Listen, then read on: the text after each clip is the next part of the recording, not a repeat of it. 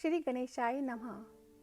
चंचुला के प्रयत्न से पार्वती जी की आज्ञा पाकर तुमरू का विंध्य पर्वत पर शिव पुराण की कथा सुनाकर बिंदुक का पिशाच योनि से उद्धार करना तथा उन दोनों दंपत्ति का शिव धाम में सुखी होना। सूत जी बोले, शौनक, एक दिन परमानंद में निमग्न हुई चंचुला ने उमा देवी के पास जाकर प्रणाम किया और दोनों हाथ जोड़कर वह उनकी स्तुति करने लगी। चंचुला बोली, गिरिजानंदिनी स्कंद माता उमे, मनुष्यों ने सदा आपका सेवन किया है। समस्त सुखों को देने वाली सुप्रिय, आप ब्रह्म स्वरूपिणी हैं। विष्णु और ब्रह्मा आदि देवताओं द्वारा सेव्य हैं। आप ही सगुणा और निर्गुणा हैं तथा आप ही सूक्ष्मा सच्चिदानंद स्वरूपिणी आद्या प्रकृति हैं। आप ही संसार की सृष्टि पालन और संहार करने वाली हैं। तीनों गुणों का आश्रय भी आप ही हैं। ब्रह्मा, विष्णु और महेश्वर, इन तीनों देवताओं का आवास स्थान तथा उनकी उत्तम प्रतिष्ठा करने वाली पराशक्ति आप ही हैं। सूत जी कहते हैं, शौनक, जिसे सद्गति प्राप्त हो चुकी थी, वह चंचुला इस प्रकार महेश्वर पत्नी उमा की स्तुति करके सिर झुकाए चुप हो गई। उसके नेत्रों में प्रेम के आंसू उमड़ आए थे। तब करुणा से भरी हुई शंकर प्रिया भक्त वत्सला पार्वती देवी ने चंचुला को संबोधित करके बड़े प्रेम से इस प्रकार कहा। पार्वती बोली, सखी चंचुले, सुंदरी, मैं तुम्हारी की हुई इस स्तुति से बहुत प्रसन्न हूँ। बोलो, क्या वर मांगती हो? तुम्हारे लिए मुझे कुछ भी अदय नहीं है। चंचुला बोली, निष्पाप गिरजा कुमारी, मेरे पति बिंदुक इस समय कहाँ हैं? उनकी कैसी गति हुई है, यह मैं नहीं जानती। कल्याणमयी दीन वत्सले, मैं अपने उन पति देव से जिस प्रकार संयुक्त हो सकूं, वैसा ही उपाय कीजिए। महेश्वरी, महादेवी, मेरे पति एक शूद्र जातीय वैश्य के प्रति आसक्त थे और पाप में ही डूबे रहते थे। उनकी मृत्यु मुझसे पहले ही हो गई थी। ना जाने वे किस गति को प्राप्त हुए। गिरिजा बोली, बेटी, तुम्हारा बिंदुक नाम वाला पति बड़ा पापी था। उसका अंतःकरण बड़ा ही दूषित था। वैश्या का उपभोग करने वाला वह महामूढ़ मरने के बाद नरक में पड़ा। अगणित वर्षों तक नरक में नाना प्रकार के दुख भोग कर वह पापात्मा अपने शेष पाप को भोगने के लिए विंध्य पर्वत पर पिशाच हुआ है। इस समय वह पिशाच अवस्था में ही है और नाना प्रकार के कलेश उठा रहा है। वह दुष्ट वहीं वायु पीकर रहता है और सदा सब प्रकार के कष्ट सहता है। सूत जी कहते हैं, शौनक, गौरी देवी की यह बात सुनकर उत्तम व्रत का पालन करने वाली चंचुला उस समय पति के महान दुख से दुखी हो गई। फिर मन को स्थिर करके उस ब्राह्मण पत्नी ने व्यथित हृदय से महेश्वरी को प्रणाम करके पुनः पूछा। चंचुला बोली, महेश्वरी, महादेवी, मुझ पर कृपा कीजिए और दूषित कर्म करने वाले मेरे उस दुष्ट पति का अब उद्धार कर दीजिए। देवी, कुत्सित बुद्धि वाले मेरे उस पापात्मा पति को किस उपाय से उत्तम गति प्राप्त हो सकती है, यह शीघ्र बताइए। आपको नमस्कार है। पार्वती ने कहा, तुम्हारा पति यदि शिव पुराण की पुण्यमयी उत्तम कथा सुने तो सारी दुर्गति को पार करके वह उत्तम गति का भागी हो सकता है।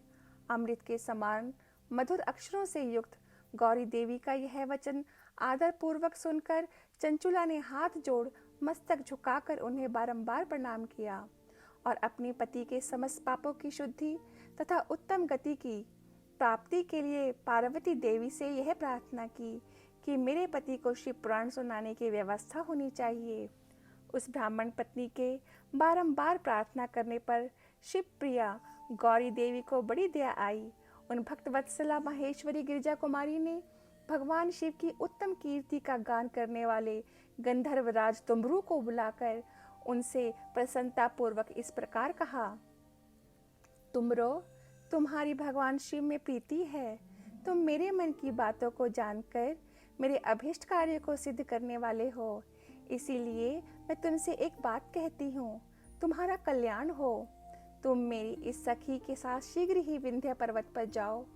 वहाँ एक महाघोर और भयंकर पिशाच रहता है। उसका वृतांत तुम आरंभ से ही सुनो। मैं तुमसे प्रसन्नतापूर्वक सब कुछ बताती हूँ।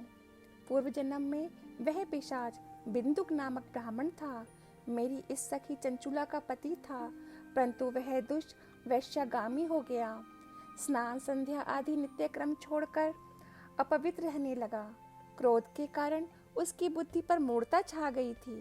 वह कर्तव्य अकर्तव्य का विवेक नहीं कर पाता था। अभक्ष्य भक्षण, सज्जनों से द्वेष और दूषित वस्तुओं का दान लेना, यही उसका स्वाभाविक कर्म बन गया था। वह अस्त्र शस्त्र लेकर हिंसा करता, बाएं हाथ से खाता, दीनों को सताता और क्रूरता पूर्वक पराये घरों में आग लगा देता था। चंडालों से प्रेम करता और प्रतिदिन वैश्या के संपर्क में रहता था। बड़ा दुष्ट था। वह पापी अपनी पत्नी का परित्याग करके दुष्टों के संग में ही आनंद मानता था। वह मृत्युपरांत दुराचार में ही फंसा रहा। फिर अंतकाल आने पर उसकी मृत्यु हो गई। वह पापियों के भोग स्थान घोर यमपुर में गया और वहां बहुत से नरकों का उपभोग करके वह दुष्टात्मा जीव इस समय विंध्य पर्वत पर पिशाच बना हुआ है। वहीं वह दुष्ट पिशाच अपने पापों का फल भोग रहा है। तुम उसके आगे यत्न पूर्वक शिव पुराण की उस दिव्य कथा का प्रवचन करो, जो परम पुण्यमयी तथा समस्त पापों का नाश करने वाली है। शिव पुराण की कथा का श्रवण सबसे उत्कृष्ट पुण्य कर्म है। उससे उसका हृदय शीघ्र ही समस्त पापों से शुद्ध हो जाएगा और वह प्रेत योनि का परित्याग कर देगा।